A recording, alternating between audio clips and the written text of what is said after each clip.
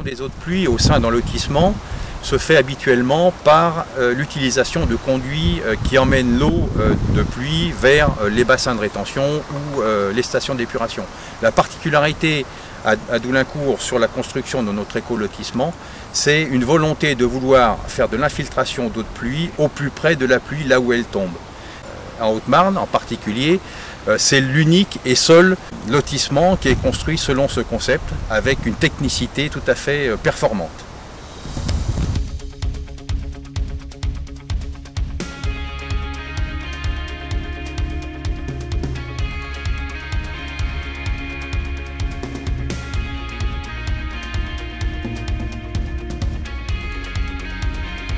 Nous avons choisi cette option d'infiltration des eaux de pluie et non pas une évacuation par les égouts pour une raison à la fois la première environnementale et la deuxième de sécurité.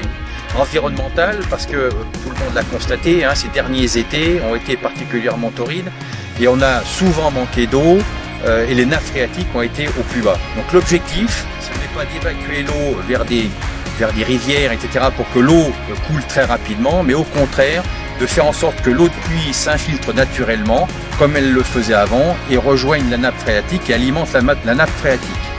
Le deuxième point, bien sûr, c'est sécuritaire, car lorsqu'on construit des égouts qui amènent l'eau de pluie, bien sûr, il peut y avoir une saturation. À Doulincourt, on l'a connu sur le bas du village, dans la rue Leclerc, lors de la catastrophe naturelle de juin dernier, où une petite partie du centre-bourg, la chaussée, a été inondée parce qu'il y avait saturation des conduites d'évacuation d'eau. Donc ce ne sera plus le cas. Il était bien sûr hors de question de pouvoir renforcer ce risque de saturation des canalisations d'évacuation d'eau de pluie.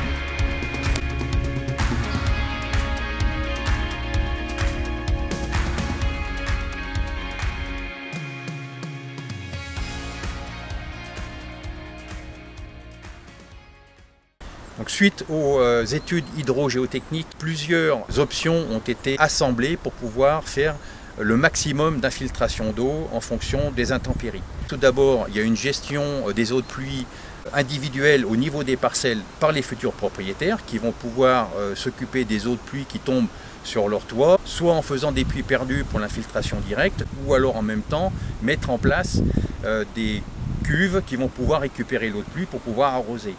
Le deuxième point, ça a été de réduire au maximum l'imperméabilisation des sols, donc surtout au niveau de la voirie. Ensuite, on a fait une gestion des eaux de pluie, bien sûr, par des noues. C'est des petits vallons au sein qu'on peut voir ici équipés entièrement de terre, qui vont être végétalisés pour pouvoir absorber l'eau. Et puis enfin, on a des chaussées à structure réservoir. C'est quelque chose d'innovant ici en Haute-Marne. C'est en fait une structure de chaussée qui est beaucoup plus importante au départ, qui fait un peu plus de 50 cm de hauteur. Et la chaussée, qui aura un revêtement perméable, va pouvoir servir de tampon et qui va permettre une infiltration des eaux de pluie tout en ayant une capacité de retenir l'eau qui va s'infiltrer après au fur et à mesure. Donc la conjonction de tous ces moyens, bien sûr, va absorber la quasi-totalité des eaux de pluie.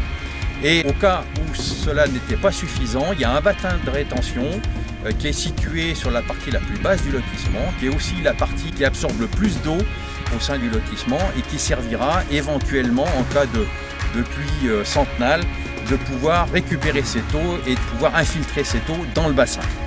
La conception de l'écolotissement de la Combe Verte s'inscrit dans la volonté de développement durable de la commune de Doulincourt-sous-Cour et s'intègre parfaitement dans la politique environnementale globale menée tant sur le plan énergétique que de la valorisation des espaces naturels de la commune.